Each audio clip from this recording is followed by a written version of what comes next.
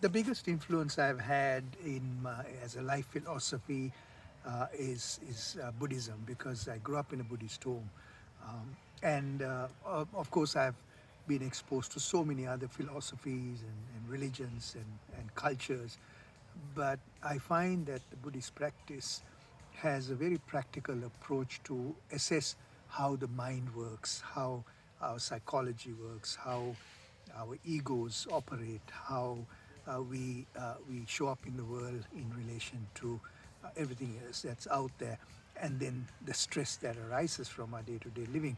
So there are various clusters of practices that help us, rather has helped me really to take a deeper dive as I have continued my mindfulness practice, the meditation practice. So along with the practice, to look at some of these practical aspects of my day-to-day life.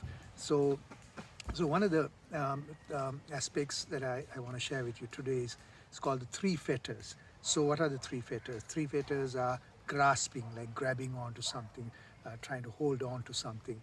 The next fetter is rejecting, just want to get rid of it, something, running away from something. Or the other one is ignoring, just not wanting to deal with something, just pretending it doesn't exist. So it's really a very interesting practice, because I can then apply that in my day-to-day life, and inquire and see, whenever something happens, how does that affect me in terms of my mind, taking into a place of, say, worry, fear, anxiety, frustration, whatever it is that might be stressing me out.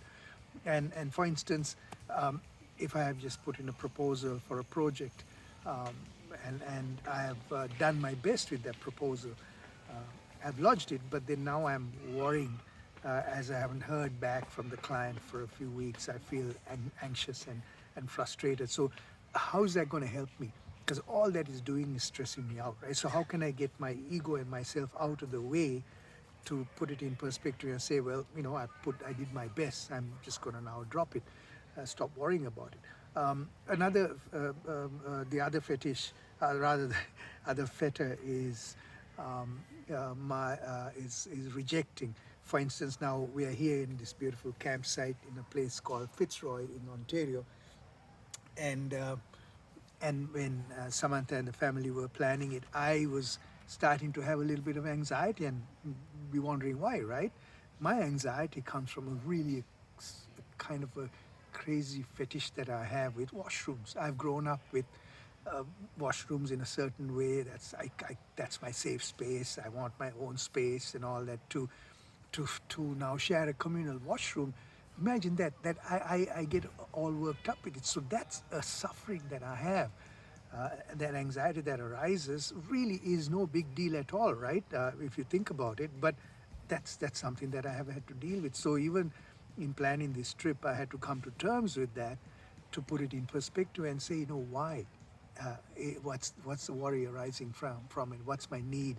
So once I got did a deeper dive into trying to see what's going on, I was able to say, hey, you know what? It's no big deal. I'm going to go and enjoy this weekend with the family. And and then the other fetter, of course, is ignoring things. So ignoring is just pretending something's not happening around me. So I don't need to deal with it. In fact, it might be a relationship that's festering that needs to be addressed, that I'm just hoping it'll go away. But we know that conflicts in a relationship will never go away, so we need to address it. So I need to then face up to the reality. Even though it might be stressful to deal with the situation, I have to deal with that stress and move with it. So dealing with these three fetters on a regular basis, along with my mindfulness practice, is an amazing inquiry in really putting perspective into who I am, my ego, myself, whether myself is even real, right? So I invite you to check these three fetters out. So grasping, rejecting, ignoring. Think about it on a day-to-day basis and see how you can deal with that, and see what happens.